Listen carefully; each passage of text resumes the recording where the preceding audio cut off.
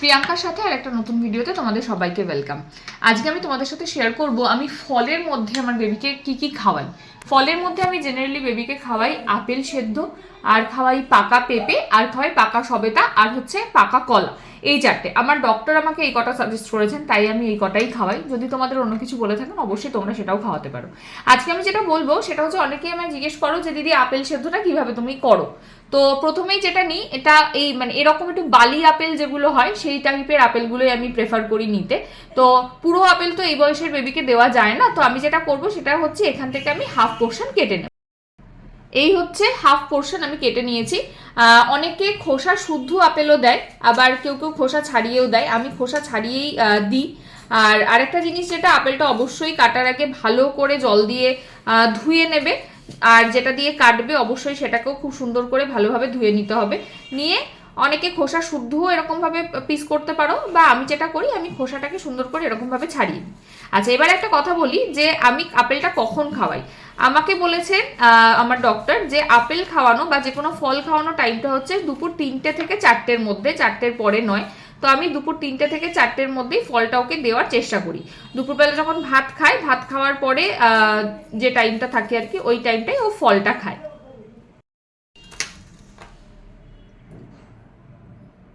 আমার এখানে খোসা ছাড়ানো হয়ে গেছে। এবার যেটা করব, এটা যেহেতু সেদ্ধ হবে, তো একদম এটাকে সরু সরু করে এটাকে স্লাইস করতে হবে, ঠিক আছে? একদম পাতলা স্লাইস করলে তাহলে সেদ্ধ করতে সুবিধা হবে।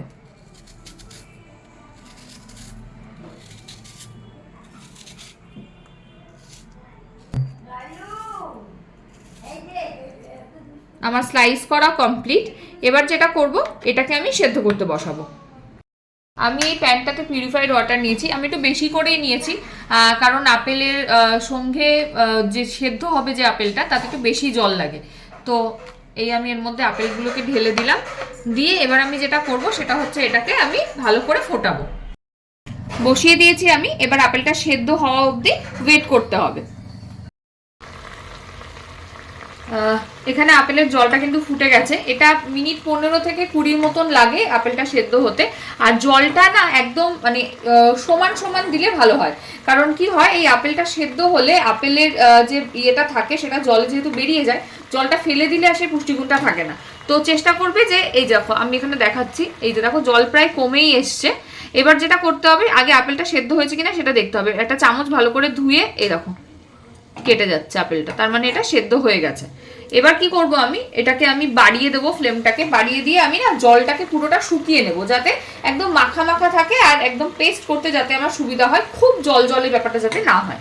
একটু জল কমে যাক, তারপর আবার দেখাচ্ছি। এই দেখো প্রায় জল নেই নেই হয়ে এসছে, একদম লাগা লাগা, আর আপেলটাও একদম সুন্দর এই যে সেদ্ধ হয়ে গেছে। এবার এটাকে আমি মেখে ফেলবো।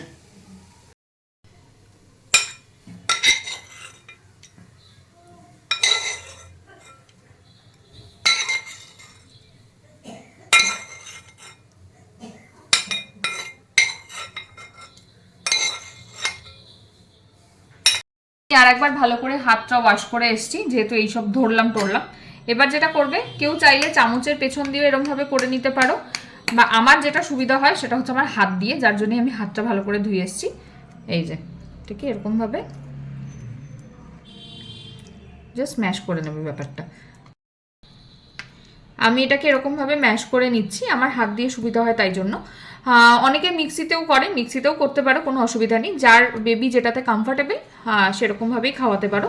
এই যে আমি একটু দানা দানা রাখি, কারণ ও একটু দানা দানা খেতে পছন্দ করে, একদম পেস্ট করে দিলে খেতে চায় না, যার জন্য। আর এই আপেলটাতে কোনো রকম কোনো নুন চিনি কোনো কিছুই দিইনি। ডক্টর বারণ করেন 1 বছরের আগে নুন বা চিনি টাইপের কিছু দিতে, তো সেই জন্য এটাতে কিন্তু নুন চিনি কোনোটাই কিছু দেওয়া নেই। আমার আপেল সেদ্ধ কিন্তু পুরো রেডি। এটা চামচ দিয়েও খাওয়ানো যাবে, হাত দিয়েও খাওয়ানো যাবে। ও হাত দিয়ে কমফোর্টেবল, তাই আমি হাত দিয়েই খাওয়াই। চলো, আজকের মতন ভিডিও এই অবধি। যদি কারোর কোনো প্রশ্ন থাকে অবশ্যই কমেন্ট সেকশনে বা মেসেঞ্জারে বলো, যদি জানি অবশ্যই উত্তর দেবো।